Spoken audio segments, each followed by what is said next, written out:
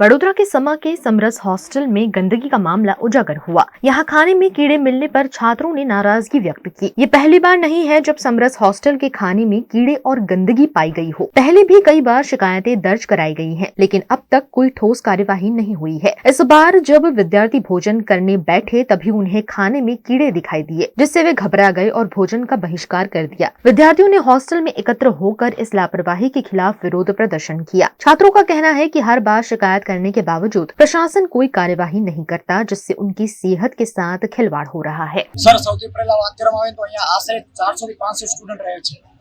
Management અને અહીંયા જે સ્ટુડન્ટનું છે ને આપણું એડમિશન એ પણ મેરિટ બેઝ એડમિશન છે, ના કે જેમ તેમ છોકરાને ભરી દેવા। ગવર્મેન્ટ ઓફ ગુજરાત અહીંયા ગ્રાન્ટ આવે છે। તો વાત કરવામાં જો પાણીની સમસ્યાની ને તો પાણીની સમસ્યા છેલ્લા 1 થી 1.5 મહિનાની છે।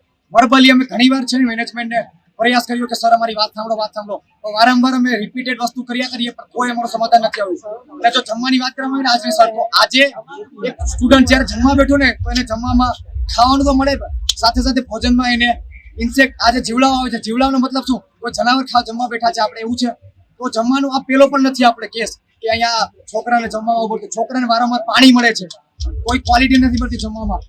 આમાં પણ અમે રજૂઆત કરી છે કે અમારે ક્વોન્ટિટીની કોઈ જરૂર નથી, અમને ક્વોલિટી આપવામાં આવે તો સૌથી સારામાં સારું, પણ ક્વોલિટીમાં પણ છોકરાને સમજોતો કરવો પડે છે, પાણીમાં કોમ્પ્રોમાઇઝ કરવો પડે છે।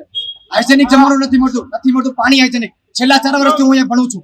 જ્યારે હું અહીંયા ભણતો તો પેલા લાસ્ટ 2 વર્ષની વાત કરીએ તો આપણે આરઓનો વોટર અહીંયા છોકરાને પાણી પીવા માટે મળતું, પણ હવે મેસમાં છે ને એ પાણી મળે છે। છોકરાનું આરોગ્યનો સવાલ શું? કોણ એમની જિમ્મેદારી લેશે? રિસ્પોન્સિબિલિટી કોની છે? આ તો ગવર્મેન્ટ ઓફ ગુજરાત ગ્રાન્ટ આપે છે, તો ગ્રાન્ટ જાય છે ક્યાં? શું કરે છે મેનેજમેન્ટ એ ગ્રાન્ટ?